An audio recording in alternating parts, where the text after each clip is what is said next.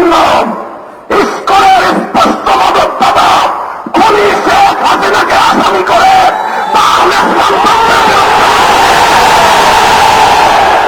সরকারকে বলবো চিন্ময় কৃষ্ণ দাসকে ভালোভাবে রিমান্ডে নিয়ে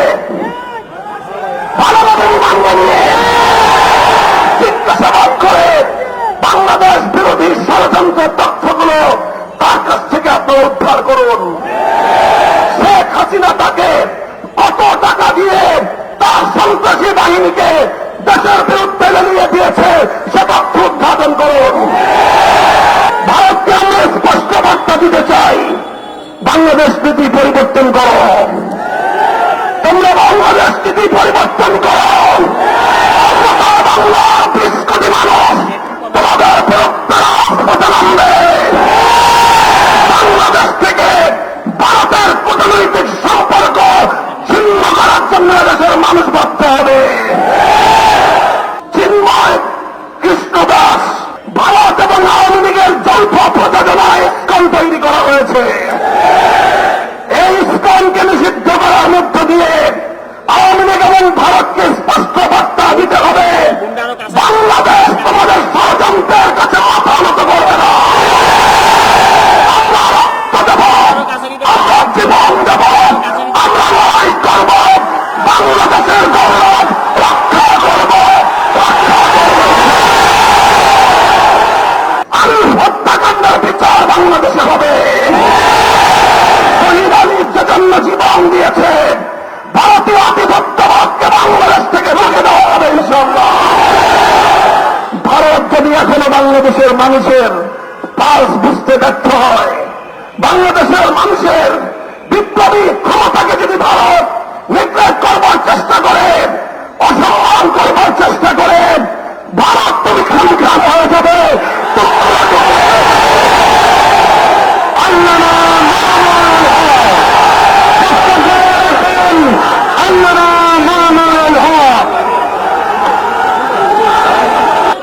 বাংলাদেশের মাটিতে হিন্দুত্ববাদের নৃশংস আক্রমণে শাহাদাত বরণকারী চট্টগ্রামের সহকারী পাবলিক প্রসিকিউটর তরুণ আইনজীবী শহীদ সাইফুল ইসলাম আলিফের শাহাদাতের প্রতি শ্রদ্ধা জ্ঞাপন করে তার রুহের মাগফিরাত কামনা করছি এবং তার ছোট্ট কচি শিশু সহ তার শোক সন্তপ্ত পরিবার পরিজনের প্রতি আন্তরিক সমবেদনা জ্ঞাপন করছি।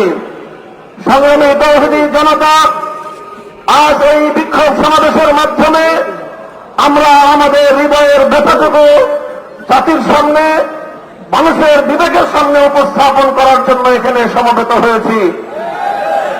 আমরা স্পষ্ট ভাষায় বলতে চাই, এটা আমাদের বুঝতে কোনো কষ্ট হচ্ছে না যে আজকে সুপরিকল্পিতভাবে একটি সাম্প্রদায়িক উস্কানির মাধ্যমে বাংলাদেশে সাম্প্রদায়িক দাঙ্গা বাঁধানোর পরিকল্পিত পায়তারা চালানো হচ্ছে। শহীদ সাইফুল ইসলাম আলিফের হত্যাকাণ্ডের ঘটনা নির্মম, শুধু বর্বর নয় বরং ঘৃণ্য এক হত্যাকাণ্ড। প্রকাশ্য দিবালোকে আদালত চত্বরে একটি সন্ত্রাসী সংগঠনের সশস্ত্র সন্ত্রাসীরা একজন তরুণ আইনজীবী সরকারি কর্মকর্তাকে টেনে পিছিয়ে নিয়ে হত্যা করবে, এইরকম বর্বরতার দৃশ্য দেখার জন্য বাংলাদেশ প্রস্তুত নয়। বাংলাদেশ আজ অগ্নিগর্ভ, বাংলাদেশের প্রতিটি মানুষের হৃদয়ে আজ রক্তক্ষরণ হচ্ছে। বাংলাদেশের অন্তর্বর্তীকালীন সরকারকে আমরা বলতে চাই, মানুষের এই ক্ষোভ, মানুষের হৃদয়ের রক্তক্ষরণকে আপনারা বুঝবার চেষ্টা করুন এবং যে সকল হত্যাকারী হিসেবে চিহ্নিত ঘাতকদেরকে গ্রেফতার করা হয়েছে তাদেরকেই শুধুমাত্র বিচারের আওতায় আনলে চলবে না। আমাদের স্পষ্ট দাবি হল, এই ঘটনার নেপথ্যে যারা রয়েছে সেই নেপথ্য খুনিদেরকে বের করে মুখোশ উন্মোচন করতে হবে, তাদেরকেও বিচারের আওতায় আনতে হবে। শহীদ আলিফ হত্যাকাণ্ডের জন্য ইস্কনের স্পষ্ট মদতদাতা খুনি শেখ হাসিনাকে আসামি করে তাহলে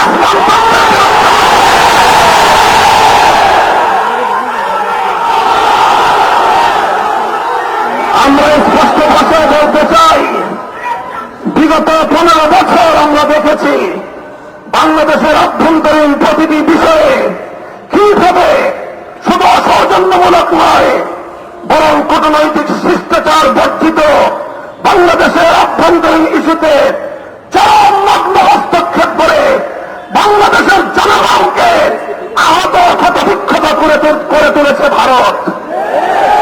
আমরা ভারত রাষ্ট্রের বাংলাদেশ নীতির তীব্র সমালোচনা করছি। ভারতকে আমরা স্পষ্ট বার্তা দিতে চাই, বাংলাদেশ নীতি পরিবর্তন করো, তোমরা বাংলাদেশ নীতি পরিবর্তন করো। বাংলা 20 কোটি মানুষ তোমাদের বিরুদ্ধে রাজপথে নামবে। বাংলাদেশ থেকে ভারতের কূটনৈতিক সম্পর্ক ছিন্ন করার জন্য দেশের মানুষ ভাবতে হবে। আমরা স্পষ্ট ভাষায় বলতে চাই, আইন শৃঙ্খলা রক্ষাকারী বাহিনীকে আমরা বলতে চাই, চিন্ময় কৃষ্ণ দাস তার তৎপরতার দ্বারা কথা দিবালোচনে পরিষ্কার, সে ভিনদেশী গুপ্তচর হিসেবে ভূমিকা পালন করছিল। বারবার সে তার সেই প্রভুর দেশে গিয়ে সেখান থেকে নির্দেশনা নিয়ে এসে বাংলাদেশের অভ্যন্তরে নৈরাজ্য সৃষ্টি করবার পায় তারা চালিয়েছে। দিনের পর দিন, মাসের পর মাস প্রশ্রয় আশ্রয় থেকে ভারত এবং আওয়ামী লীগের যৌথ প্রযোজনায় ইস্কন তৈরি করা হয়েছে। এই ইস্কনকে নিষিদ্ধ করার মধ্য দিয়ে আওয়ামী লীগ এবং ভারতকে স্পষ্ট বার্তা দিতে হবে, বাংলাদেশ তোমাদের ষড়যন্ত্রের কাছে মাথা নত করবে না। আমরা রক্ত দেব, আমরা জীবন দেব, আমরা লড়াই করব, বাংলাদেশের গৌরব রক্ষা করব, রক্ষা করব।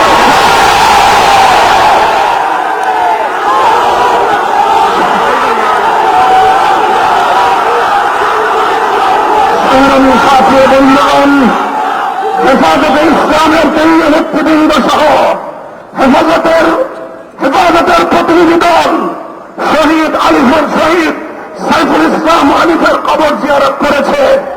তার শোক সন্তপ্ত পরিবার পরিজনের পাশে দাঁড়িয়ে তাদের কাছে আমরা কথা দিয়ে এসেছি, আলিফ হত্যাকাণ্ডের বিচার বাংলাদেশে হবে। শহীদ আলিফ যে জন্য জীবন দিয়েছে, ভারতীয় আধিপত্যবাদকে বাংলাদেশ থেকে রুখে দেওয়া হবে ইনশাআল্লাহ। ভারত যদি এখনো বাংলাদেশের মানুষের পালস বুঝতে ব্যর্থ হয়, বাংলাদেশের মানুষের বিপ্লবী ক্ষমতাকে যদি ভারত নিগ্রেট করবার চেষ্টা করে, অসম্মান করবার চেষ্টা করে, ভারত তুমি খামখাম হয়ে যাবে।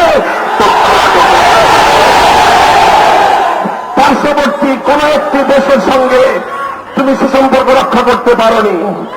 প্রতিটি রাষ্ট্রের অভ্যন্তরীণ বিষয়ে হস্তক্ষেপ করে তুমি সার্ক অঞ্চল থেকে তুমি একঘরে হয়ে গিয়েছ। তোমার পাশে কোন দেশ নাই। চারপাশ থেকে আমরা ক্ষুদ্র শক্তিগুলো যদি তোমার হাত পা নাক চেপে ধরি, তুমি দম নিতে পারবে না। বাংলাদেশের বুকের উপর দিয়ে তোমার সেবাদাসীকে বসিয়ে তুমি একটার পর একটা চুক্তি করে বাংলাদেশ বিরোধী সকল স্বার্থকে ধ্বংস করে একতরফা ভারত সকল স্বার্থ নিয়ে গিয়েছে। বাংলাদেশের বিরুদ্ধে ভারতের বিগত 15 বছরের সকল ষড়যন্ত্রকে আমরা নিন্দা জানাই এবং আবার স্পষ্ট ভাষায় ভারতকে বাংলাদেশ থেকে পরিবর্তনের আহ্বান জানাই।